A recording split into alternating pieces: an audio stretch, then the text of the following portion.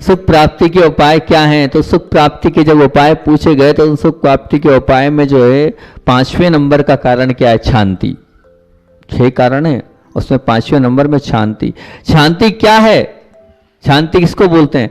बोले क्रोध के निमित्त मिलने के बाद भी हमेशा क्षमा को धारण जो करता है वो सुख प्राप्त करता है। निमित्त है क्रोध के, मेरे बिल्कुल मुझे गुस्सा करना चाहिए, उसके बाद भी मैं अगर गुस्सा नहीं कर रहा हूं तो उसका तात्पर्य क्या है? सुन लो बंधु, सुन लो भाई, क्रोध का निमित्त मिल रहा है, हमारी कोई गलती नहीं है, सब सामने वाले की है। उसके बाद भी अगर आपने क्षमा धारण करी, छोड़ो, आया गया किया, तो ध्यान रखना आपने सुख प्राप्त कर लिया। साता वेदनी कर्म का शुद्ध बंध होता है इससे।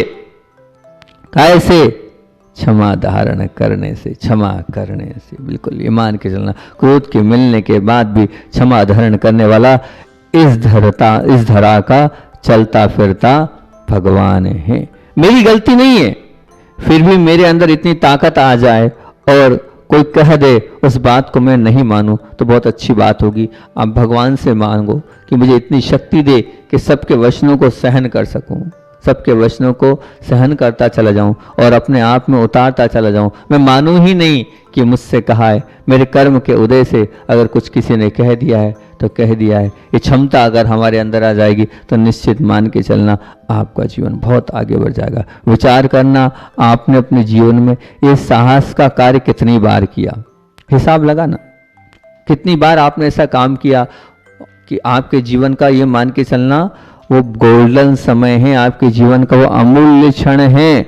निकालो, गिनती करो। मेरी गलती नहीं थी, सामने वाले ने क्रोध किया, उसके बावजूद भी मैंने क्या किया? क्षमा धारण करी।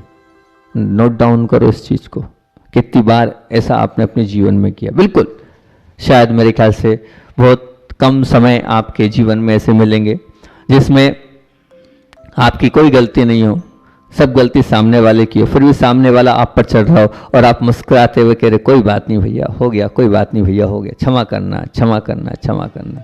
एक आध कोई है ऐसा माइका लाल, कोई है ऐसा भगवान यहाँ बैठा हुआ है, कोई भगवान आत्मा ऐसी जो इस प्रकार की हो, जो ऐसा करती हो? नहीं करती। नहीं महाराज, हम में तो इतनी ताकत नहीं है। नहीं, यही ताकत लाना है। मैं क्या कह रहा हूं, ये आपके जीवन का गोल्डन समय था। अगर आपने ऐसा किया हो तो जितनी बार किया हो उतनी बार घना पुण्य इकट्ठा किया आपने।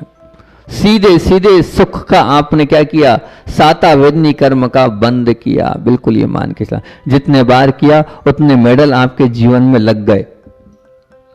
जितनी बार आपने ऐसा किया उतनी बार आपके जीवन में मेडल लग गए, उतने आप मेडल वाले हो गए। मान के चलना बस क्रोध के निमित्त से वो कटु वाणी, वो अपशब्द को सहन करते हुए भी आपने अपनी समता को नहीं खोया, अपने आप में आप रहे, तो बहुत बड़ी और बहुत ऊंची साधना आपने कर ली। महादेव उपवास करा लो, कर लेंगे। कछो नहीं हो, 10 भी करा लोगे तो कर लेंगे। कर लेंगे, वो करोगे कि नहीं? सब कर लेंगे हम। 10 उपवास भी कर लेंगे, और कहो तो और माला भी फेर लेंगे, और कहो तो हरि को त्याग भी कर देंगे, और कहो तो रस को त्याग भी कर देंगे। पर ये नहीं हो सकता कि सामने वाले ने कुछ कहा उसको हम चुपचाप सहन कर लें। ये नहीं हो सकता। तो ध्यान रखना, ये सब त्याग से सुख नहीं मिलने वाला है।